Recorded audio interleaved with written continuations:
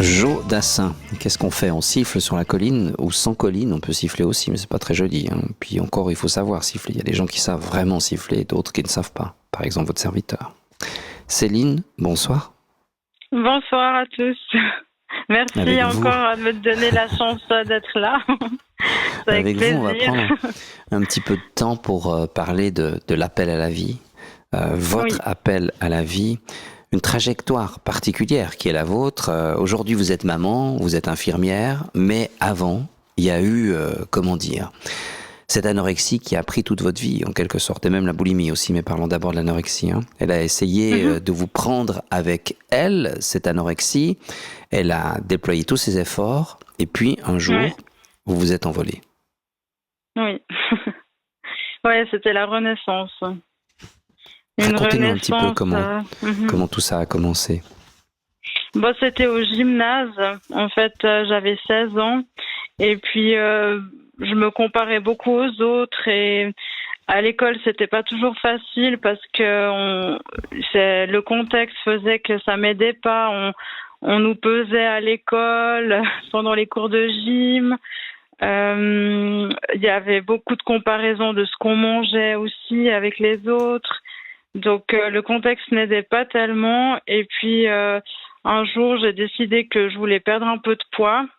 Donc j'ai supprimé au fur et à mesure les repas dans la journée pour finalement perdre complètement le contrôle et ne plus vouloir manger et continuer à maigrir toujours plus. En fait, d'un côté, vous avez perdu le contrôle, d'un autre côté, ça vous permettait de contrôler aussi le fait de manger comme ça. Pourquoi ce besoin de contrôle? Je peux pas tellement l'expliquer, je pense, mais c'était plus fort que moi. En fait, je pouvais pas faire autrement que de suivre en fait cette envie de maigrir. Ça me prenait tellement tout l'esprit que c'est pour ça que j'ai appelé mon livre L'appel à la vie, parce que la partie de discernement de vie, elle était complètement étouffée de plus en plus. C'était le mental qui prenait toute la place. Ce mental qui vous a amené aussi à la boulimie par moment? Oui, alors ça c'était par la suite, après une année ou deux, quand j'ai voulu remanger normalement, je me suis tellement restreinte pendant longtemps que mon corps criait qu'il avait faim en fait. Et là aussi, je reperdais dans l'autre extrême le contrôle. Comment est-ce que ça se passe quand on est dans une période d'anorexie par rapport aux autres, par rapport à ceux qui vous entourent ou ceux qui vous entourent? Je pense qu'il y a une honte quand même on n'ose pas trop en parler parce que, personnellement, je voulais pas que... c'était menaçant de parler aux autres parce qu'on voulait pas être, entre guillemets, aidé. Je pense qu'il y a une partie qui voulait rester là-dedans. Donc les autres étaient menaçants aussi. Et c'est comme si leur aide, on voulait pas tellement y croire. Et il y avait quand même un isolement parce qu'à midi, vu que j'étais encore au gymnase, je mangeais pas avec les autres. Je voulais pas qu'on voie que je mange pas. Donc il y a un retrait par rapport aux autres. On évite de manger avec les autres aussi quand on est invité. Donc on s'isole de plus en plus. Qu'est-ce que vous entendez quand vous dites « ne plus me nourrir était une sorte de vengeance envers la vie » ?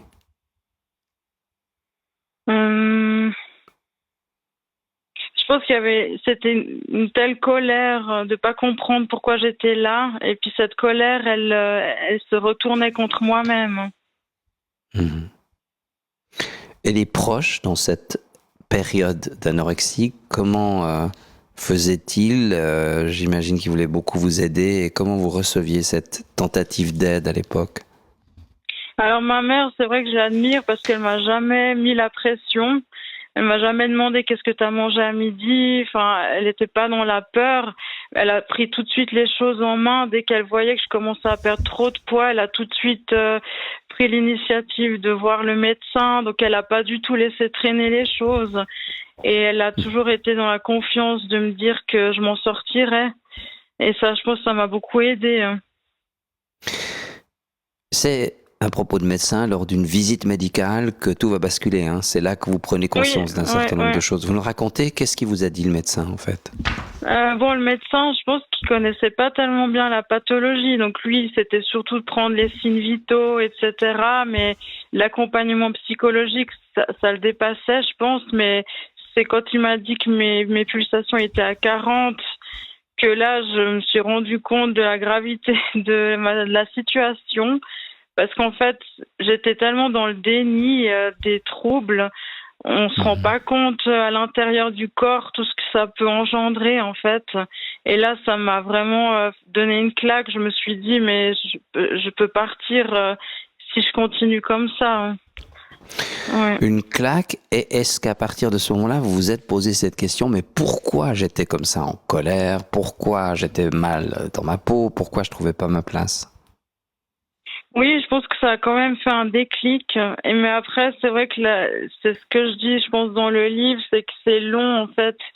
Il y a tellement d'étapes, tellement de couches à découvrir que voilà, la guérison c'est un cheminement, c'est un processus.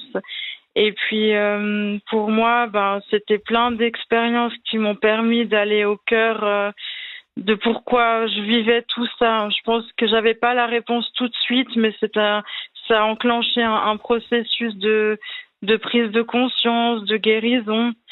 Mais c'est vrai que c'est important pour moi de dire que c'est normal que ça prenne du temps et puis qu'il faut, enfin, les déclics se font des fois quand il faut que ça se fasse. Et voilà, on fait du mieux qu'on peut et ouais. Des fois, on n'a pas toutes les réponses, mais ce qui compte, c'est déjà faire des premiers pas. Hein. Pour soi-même, et j'imagine aussi se réconcilier avec les autres, parce que, bon, vous parliez de votre maman qui vous a jamais mis la pression, mais les autres, c'était compliqué la relation, je suppose, avec eux et eux avec vous. Oui, même avec ma mère, en fait, ce qui était très compliqué, c'est qu'à table, vraiment, je contrôlais tout ce que les autres mangeaient.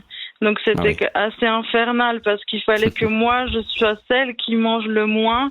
Donc j'obligeais les autres à manger. Enfin, c'était vraiment pénible pour tout le monde. Donc une fois que j'ai pu pacifier ça, cette relation avec l'alimentation, j'ai pacifié ma relation aux autres aussi. Mhm. Parce que d'une certaine façon, à travers l'anorexie, puis après, à travers la boulimie, vous le dites, du reste, vous êtes puni en quelque sorte. Oui, je pense puni de pas être assez bien, de pas être à la hauteur, oui, vraiment, j'étais dans une dévalorisation de moi-même, beaucoup de haine contre moi en fait. Mhm. Un perfectionnisme aussi, ouais. Ouais, c'est ça, contre vous, contre votre corps? Oui, comme si on pouvait le moduler comme on le voulait. Et maintenant, je vois à quel point c'est incroyable le corps, tout comment il fonctionne, comment il est intelligent. Et avant, c'était impossible pour moi de le voir. Je le faisais taire complètement. Mhm. Il y a aussi eu dans votre vie, c'est peut-être ce qui vous a convaincu d'écrire, des livres qui ont joué un certain rôle pour une prise de conscience. Oui, celui d'Eckhart Tolle, effectivement, il m'a complètement chamboulée. Ça a fait un gros réveil à l'intérieur de moi, comme si, je le dis souvent, c'est comme si j'étais sous l'eau et enfin je sortais la tête hors de l'eau. C'était, je respirais de nouveau, quoi. Vous dites aussi que vous avez découvert la joie et l'amour. Exactement, ouais, exactement, des sentiments que je connaissais plus, ouais. Dites-moi une chose, Céline, est-ce qu'aujourd'hui vous devez toujours vous battre contre votre mental pour qu'il vous réimpose pas certaines choses qu'il vous a imposées dans le passé? Non, plus la même chose. C'est pour ça que j'ai vraiment pris ce chemin de vouloir écrire ce livre, aider les autres, parce que je sais que j'ai fait un gros travail où je veux dire, on a tous dépensé, peut-être je rentre plus dans ce jeans, ou là j'ai peut-être pris quelques kilos, surtout quand on est maman. Mais disons que je vais plus mettre en place des comportements extrêmes, en fait. C'est plus une bienveillance envers moi-même, hein. Voilà ce qui a changé, hein. Vous iriez jusqu'à dire, Céline, que c'est aussi une libération par rapport au regard des autres? Oui, complètement. Et puis c'est vrai que d'écrire ce livre, ça a été un gros challenge d'en parler, parce que je dois vraiment me libérer de ce qu'on va penser de moi, parce que je parle de ça, je partage quand même beaucoup de pensées intimes de ce que j'ai vécu, et je continue à faire un gros travail de lâcher prise par rapport à ce qu'on peut penser de moi, et de toujours revenir à, à m'aimer, à m'accepter comme je suis. Et ouais, je pense que c'est ça. Maintenant, c'est le gros challenge d'en parler, de continuer à en parler. Voilà, c'est un autre type de regard sur soi. Parce que ça vous oblige à revenir sur ces moments difficiles, à reposer un regard sur votre corps et sur votre mental aussi, je suppose. Oui, je pense qu'on évolue, puis c'est surtout de prendre la distance, de se dire que, parce que c'est une maladie des fois mal comprise, qui peut générer de la honte, comme j'avais dit, puis peut-être maintenant les mentalités ont évolué, et je pense qu'aussi d'avoir votre émission, ça permet de se dire finalement il y en a peut-être plein qui vivent ça, et puis on peut essayer de normaliser les choses et se dire qu'on n'est pas une maladie, on est un être humain avant tout. C'est important de se le rappeler.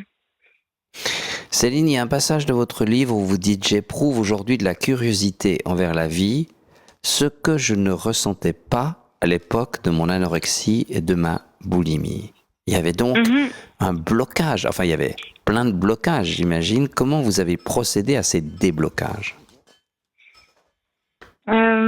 En fait, quand vraiment, je pense, j'ai appris à faire la paix avec moi, je suis revenue un peu à un ancrage dans la réalité, parce que vraiment, quand j'étais dans l'anorexie, en cours, des fois, c'est comme si j'étais plus là, j'étais à moitié morte dans mon corps, et même des fois, j'ai des blackouts de cette période. Il y a des choses que je me rappelle plus des choses importantes, parce que c'est comme si je vivais pas vraiment avec tout mon être dans mon corps. Donc de revenir, j'ai fait de l'aïkido, du yoga, de la méditation, de revenir dans mon corps, ça m'a permis d'être de nouveau vive avec ma tête, de nouveau plus présente. C'est ça le mot. Je pense que j'étais pas du tout présente à la vie à l'époque. Aujourd'hui, si vous réfléchissez à comment un jour vous en parlerez à vos enfants, vous portez donc quel regard sur ce que vous avez vécu?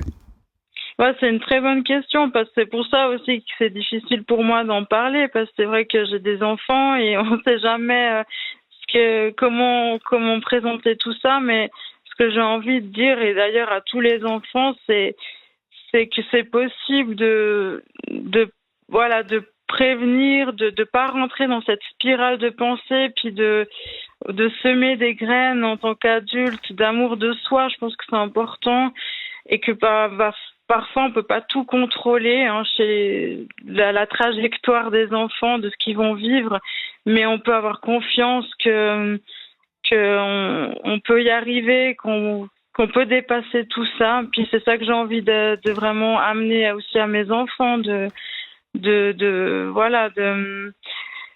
transformer les choses qui peuvent paraître négatives en quelque chose de nouveau, qui peut être enrichissant. Merci Céline, Jessica, d'être venue ce soir pour parler de vous et pour évoquer l'appel à la vie, témoignage sur l'anorexie et la boulimie, qui est remarquable, vraiment remarquable. Merci beaucoup. Merci infiniment à vous, et puis bonne suite.